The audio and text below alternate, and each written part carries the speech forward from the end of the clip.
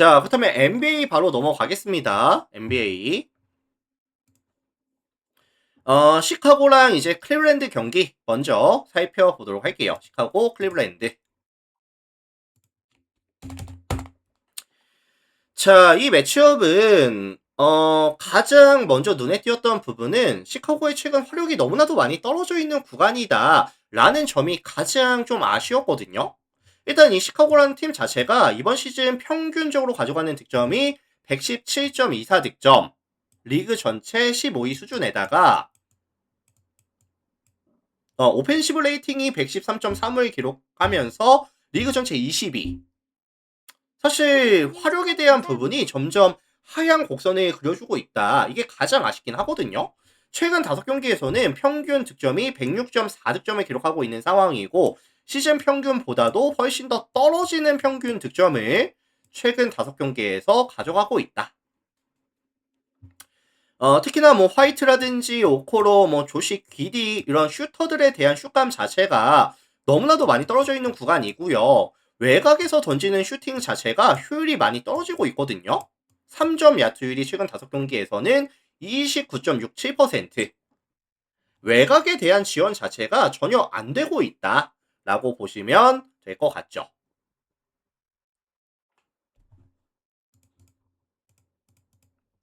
자, 반면에 이에 맞서는 원정팀은 클리블랜드입니다. 클리블 같은 경우에도 최근에 이제 결정자가 좀 많기는 해요. 뭐 스트러스라든지 메릴, 레리 랜스, 모블리까지 꽤나 많은 자원들이 빠져있는 구간인데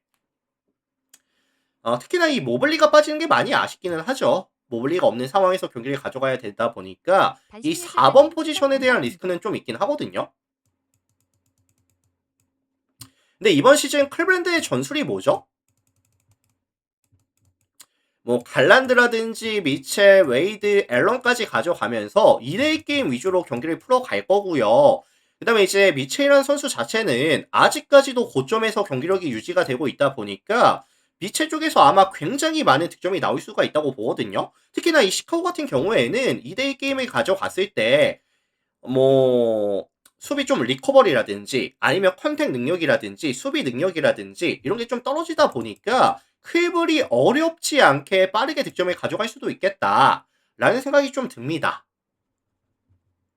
다만 퀴블이 최근에 외곽에서의 야투율이 좀 많이 떨어져 있는 구간인 건 맞거든요.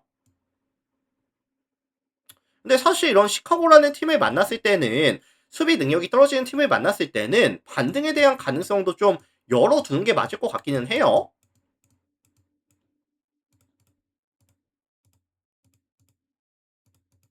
그리고 사실 시카고라는 팀 자체가 최근 이제 공격 코트에서 실책에 대한 비율이 많이 올라가고 있고요. 제공권 확보에 대한 이런 부분도 최근에 잘 안 되고 있거든요. 리바운드 개수도 점점 떨어지고 있는 추세, 실책 비율은 올라가고 있는 추세.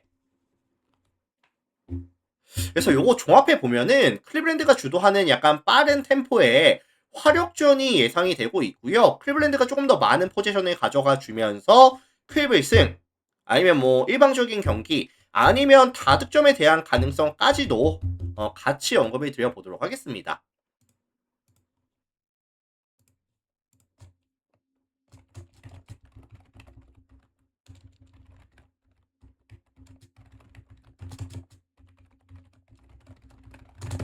자, 그래서 클리블 승, 일방적인 경기 가능성, 다득점에 대한 가능성까지 같이 언급 드려보도록 할게요. 참고들 하시면 될 것 같고요.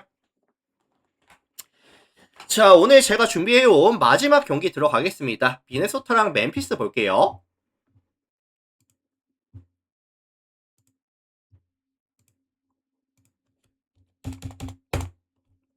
미네소타, 멤피스 보도록 하겠습니다.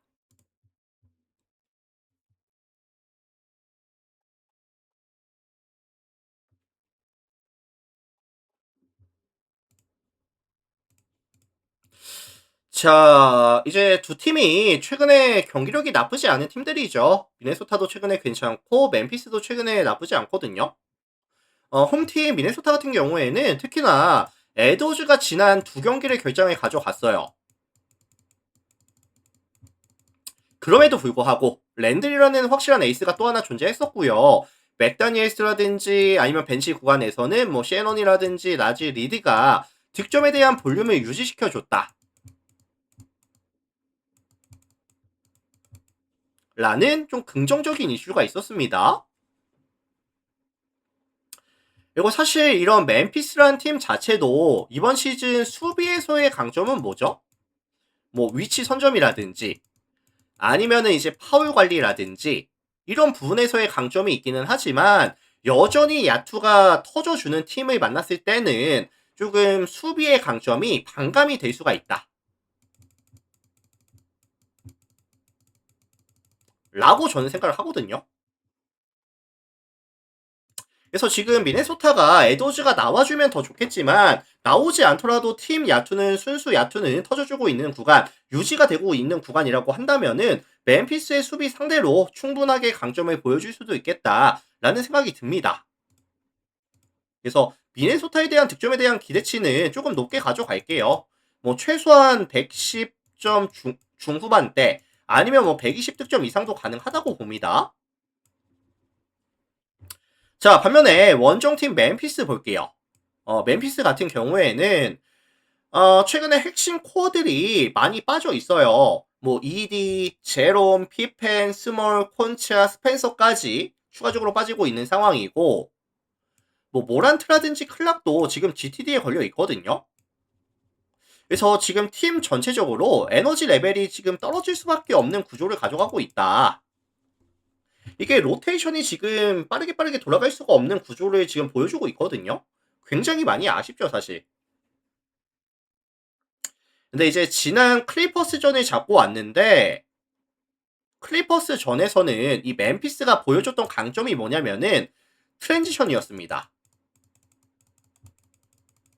이 클리퍼스가 실책이 워낙에 많은 팀이다 보니까 그런 실책을 기반으로 가져가면서 빠르게 상대 수비가 정돈이 되기 전에 득점을 많이 올려줬었고요. 그 다음에 이제 클리퍼스의 야투가 안 터지다 보니까 공 잡고 빠르게 띄워주면서 득점에 대한 지원이 잘 됐었거든요.